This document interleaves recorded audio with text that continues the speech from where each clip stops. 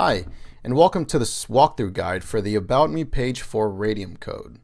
If you're stuck on this project or just want to see how the project is built, please feel free to follow along with my guide. Alright, so first thing is that let's take a look at the project that we're going to be building today.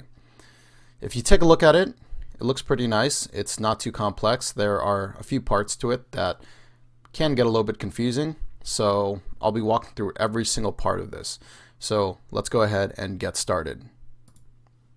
Okay, so the first thing we're going to need to do with any basic HTML document is that we're going to have to initiate it with a exclamation point doc type HTML. And if you don't know yet, this one line basically just tells any old browsers that our file is going to be using HTML, and you don't really have to worry about it too much. Alright, so just like every other HTML page, we're going to have to go ahead and initiate our page with the opening and closing HTML tags. Within that, we are going to put our body tags. If you don't remember, the body tags is where the majority and all of our content for our page is going to go. Okay, so if we take a look at our page over here, we first have this header over here.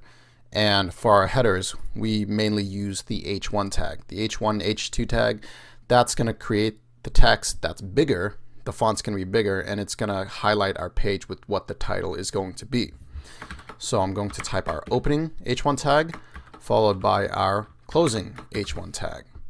And then within here, I'm going to write about me. Okay, so that's our about me right here. Right under that, we have a name, and this is in smaller text. It's your name, so it's still important. So for this one, I'm going to be using the H4 tag to create that. So H4 opening and then the closing tag. Within here, I'm going to use a name, call it Michael Henley within here. So now we have our header tag and then our following header tag with our name within it. Now if we take a look down here, we can see that there is this single line that's kind of running across over here. If you guys don't know yet, this is an HR tag or an HR element, which stands for horizontal rule. And what it does is create a long horizontal line across your screen that spans the width of your entire screen. This one is a self-closing tag, so with self-closing tags, you will not need a closing tag, as so. Okay. Let's go ahead and do a little bit of CSS with what we have so far. With every body, we're going to need a head element. So let's go ahead and write our head element right over here with our opening and closing head tags. And then within our head element, this is where we're going to write our style tags. And the style tags are where you put all of your styling to be able to style your HTML, make it look nice, and so on.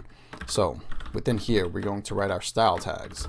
The style has the opening and the closing tags. Let's go ahead and give that a little bit of space. Then tab over. One of the first things that I'm going to do within my style tag is I'm going to target the body. And the body right here is targeting this element right here. When you target the body as so, you're affecting essentially every single element that is within your body.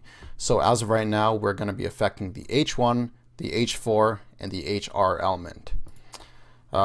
If we take a look at our page over here, all of our elements are centered within the middle of the screen. We're going to want to do that, so let's go ahead and type text align center. Now all of our content is centered in the middle. So that's pretty good so far. The next thing I'd probably want to do is change this background color. Right now it's pretty bland, it's completely white, so I'm going to go ahead and put an image or a background image into the back over here. So if I go back to the body over here, I'm going to go ahead and enter down once, and I'm going to use background image to be able to change the background. I'm going to put URL over here, and URL basically just tells you where the picture is coming from. So if I go on the side over here, copy my link from here. If I go back over here and I put this like that, now my background is changed. It's a nice blue color and it's a little bit less bland than before. Cool. So now we have our background. Let's go ahead and move on to the next part of our project. If we take a look at the picture right here, there is a profile picture. This is just a profile picture of a minimalist clip art for a profile picture, so feel free to use your own profile picture here, as this is going to be about you. So if we go back over here, the next element that we're going to want to add is the image element. And like the HR element, there's going to be no closing tag for this because there's no need to put any content within it. So I'm going to type out our image element. And once again, with the image element, you are going to need a source, and that's going to be equal to, and then you can put the link of whatever image you want within here. I already have the link to my picture, so I'm going to go ahead and post that within there. And there's our profile picture. But if you notice, right now it is rather large compared to our screen size, so we're going to want to go back into our style within our CSS, or within the style tags, and target the image element. Okay, so now with the image element, let's make the image a little bit smaller by changing the width of it. So I'm going to go ahead and target the width of it and then change that to 300 pixels. There. Now if you look at it, it is sized much more appropriately for our image. And let's take a look back at our page over here. We can see that there is a border, a black border that runs around the width of, or around the edge of the picture rather, and we're going to want to go ahead and add that. So again, with the syntax of borders, we're going to want to do border, and then we're going to want to specify how thick the border is going to be. I'm going to make mine 3 pixels, and let's go ahead and make it solid and black. There. Now our image has a border around it. The next step we're going to want to do is to round out the corners over here, because if you take a look, the edge is a little bit rounded on each of these sides, so that's just border radius. I'm going to go back to my image over here and target the border radius.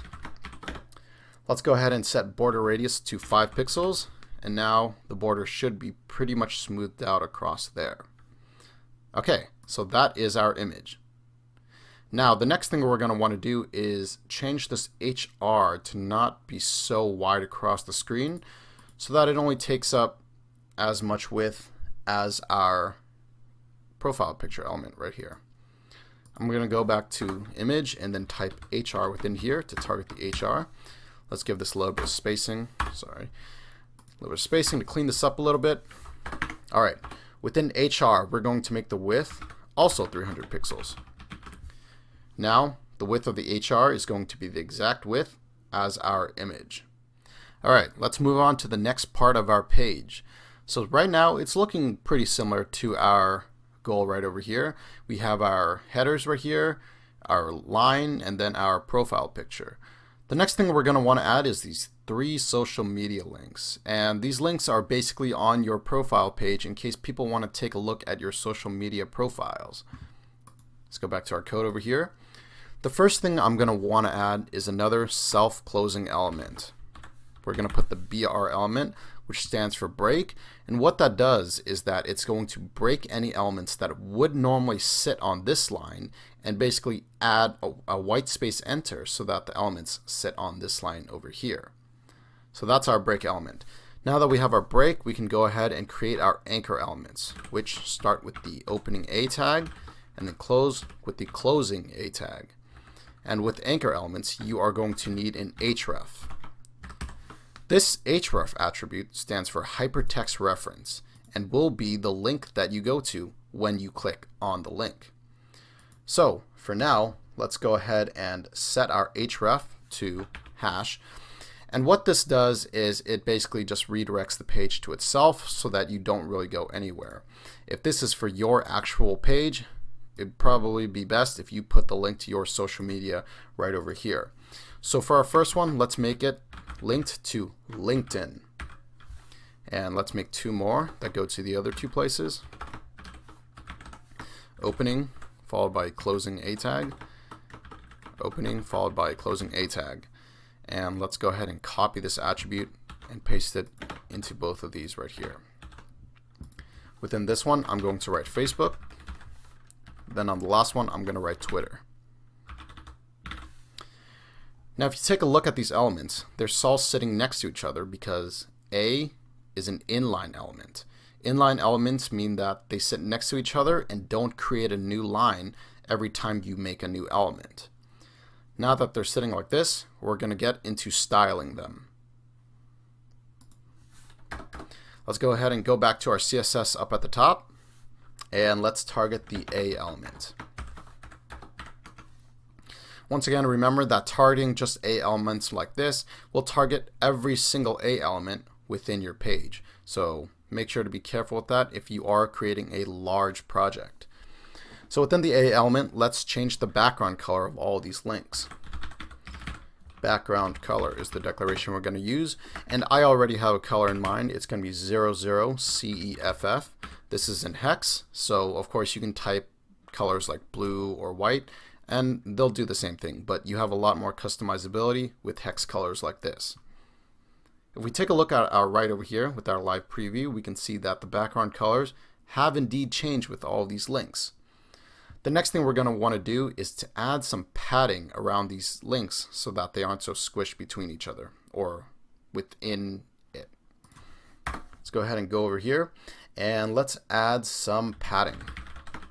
3 pixels of padding, and that should be enough. It's going to add a little bit of space between the link and then the edge of the link. And the next thing we're going to want to do is to add some margin in between all of these links so that they don't sit so close to each other, and it will give our page a nicer aesthetic look. I'm going to go down here and target margin. What I'm going to do is type 0 and then 15 pixels over here. This declaration is going to say for the vertical margin followed by the horizontal margin. So this is 0, meaning that there is no margin above or below it, but 15 pixels spaced out to the left and right of all of these A tags. Okay, and now default attributes with links will have an underlined natively. We don't want these links to be sitting on our page. If we take a look over here, there are no underlines.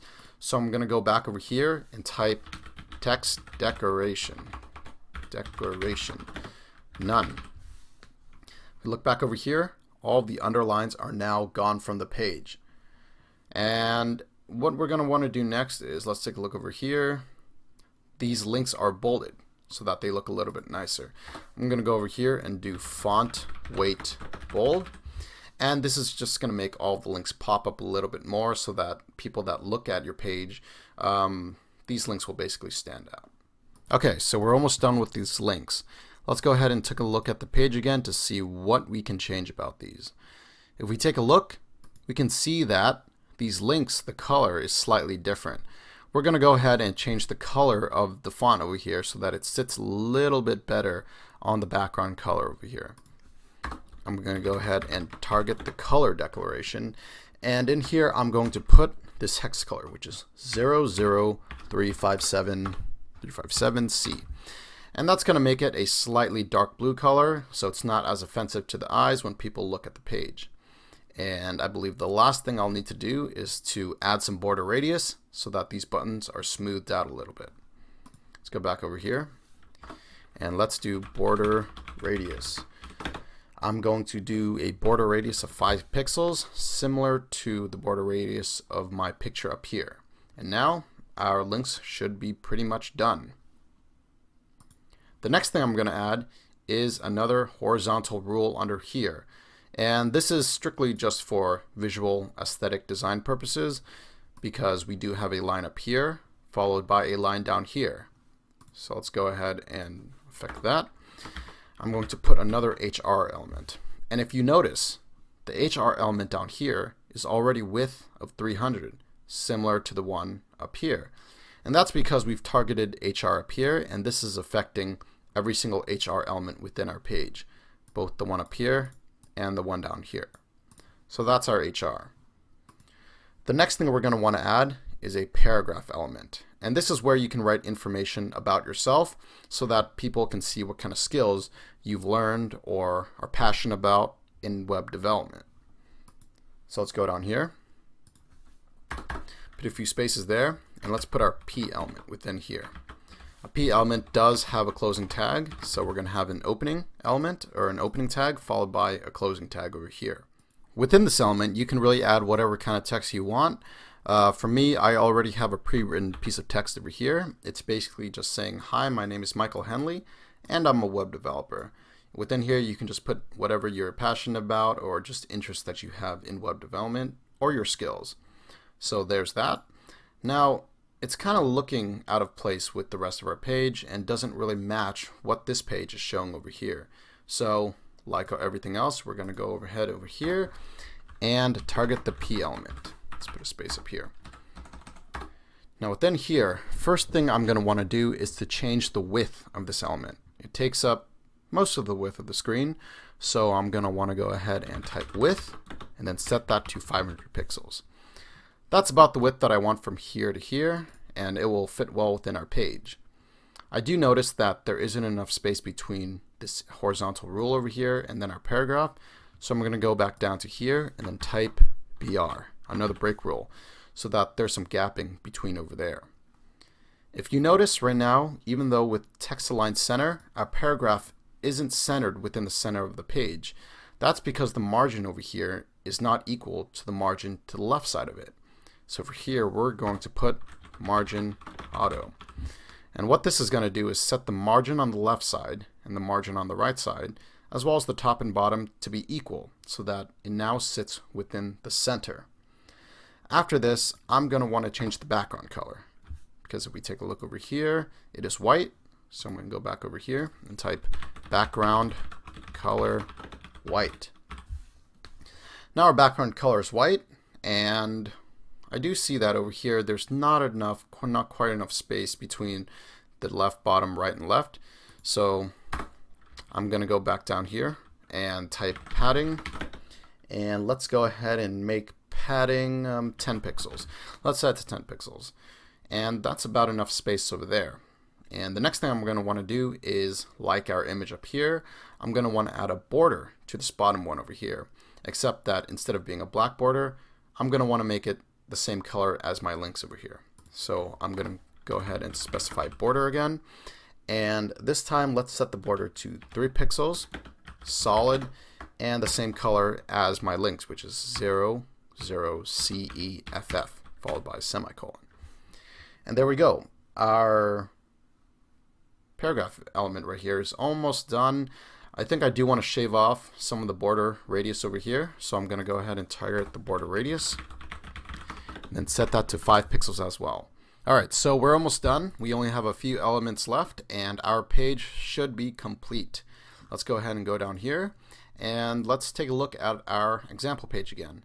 We have a header element, and then we have a list element that basically sits right under it. I'm going to go ahead and go back over here, and let's create a header H2 element. This is another header element just like the H1 and H4 elements, so you're going to need an opening and a closing tag. Within here, let's write my programming languages. There we go. So we have our 3 headers available right now, and let's go back over here. If we take a look at this, there is a list over here, and it's numbered 1, 2, and 3. And this is telling you that this is an ordered list. So we're going to go back over here, and we are going to create an OL element. Right here, let's go ahead and type, OL. And there we go. This is our ordered list element. And within any type of list element, or ordered list or unordered list, you are going to need list elements. And that's going to be denoted by the LI element. The LI element is going to create your list element. And if you look at the right over here, there's the little number 1. We're going to want 3 of these. And let's go ahead and copy and paste this. There we go. And since this is an ordered list, we can see that it goes 1, 2, and 3. Within our LI, our first LI element, we are going to write HTML, because that's one of the languages we know, followed by CSS, 2 S's, and then JavaScript. There we go. If you guys don't know JavaScript yet, you guys will eventually find out that out in the later lessons, but for now, we're just going to put it as our third one right over here. So there we go. We have everything we need for our page. Once we finish styling this off and a little bit more, we should basically be done with our web page. So first thing that we're going to want to do is to target our H2 element down here. Let's target the H2 element. Over here, there's really not that much to do with it. If we take a look over here, we'll see that it is underlined, so we're going to add some text decoration and basically just change the color of it. So we go over here.